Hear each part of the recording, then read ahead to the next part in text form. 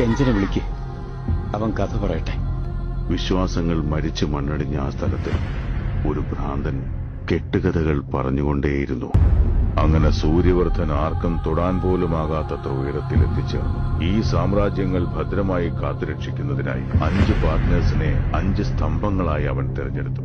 അയാളുടെ ഏറ്റവും വലിയ കരുത്ത് സഹോദരനായ അധീരയായിരുന്നു. അവന്റെ സാമർഥ്യത്തിൽ കെട്ടിയുയർത്തിയ ഈ കോട്ടയിൽ സൂര്യവർദ്ധന്റെ മകൻ ഗരുഡയും പങ്കാളിയായി. അവരെ രണ്ടുപേരെയും ഭയന്ന് KGFന്റെ നേർക്ക് വിരൽ ചൂണ്ടാൻ പോലും ആരും ധൈര്യം കാണിച്ചിരുന്നില്ല.